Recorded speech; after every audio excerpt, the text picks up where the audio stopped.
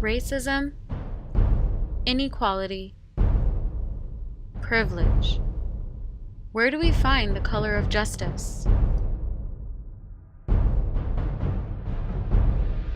The concept of privilege has come about through the course of history, the endurance of racism and prejudice. White privilege can be best described as the unearned privileges that white people get to experience without realizing it because they are often not subjected to racism.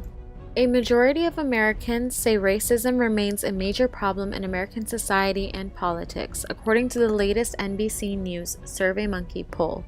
Overall, 64% said racism remains a major problem in our society. 30% agree that racism exists today but isn't a major problem. White people are more likely to see a positive portrayal of people who look like them on the news, movies, and TV shows.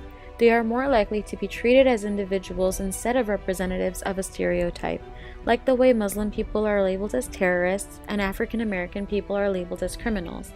By allowing a certain group of people to be given the benefit of the doubt just because of their skin color, it has negative effects for people of color, who because of their skin color face the consequences of crimes they did not commit and receive a lack of compassion for similar struggles.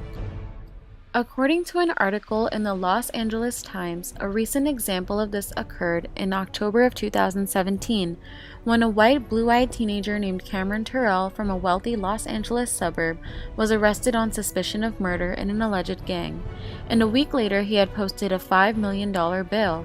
But it's just fascinating to see how, in this case, you have, a young man driving the getaway vehicle. He admitted to it, but he was still acquitted of murder charges. This recent story grabbed headlines as updates continued to surface throughout the year.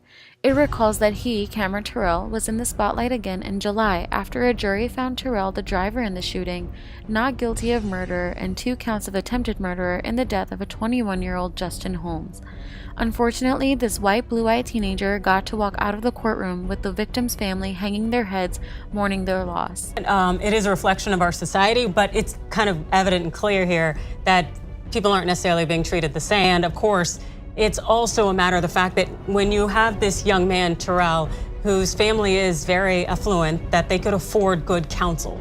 And so it's really, I just think that the situation really reflects the ills and the unfortunate, just unfairness of the justice system.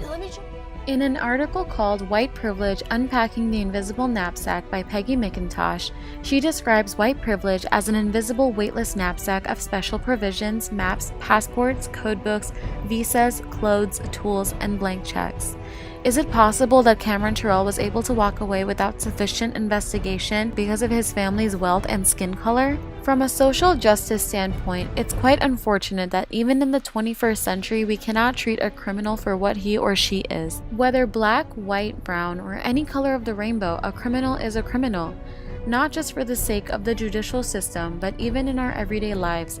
Considering the simple list of things that Peggy McIntosh created in her article emphasizing how her privilege is displayed on a daily basis, it's especially important that white people recognize that their privilege is a real thing and they should educate themselves, as well as learn when to listen, to not ignore activist movements led by people of color, and slowly yet surely let their supremacy go. People of color should continue to speak up for their rights as individuals and for the same equality in the boundaries of the privileged, and only then we might take the murder of Justin Holmes seriously, regardless if Cameron Terrell was exceptionally wealthy, blue-eyed and white, or if he was any other skin color with any other colored eyes or any other financial class. The ultimate color of justice is to not have a color.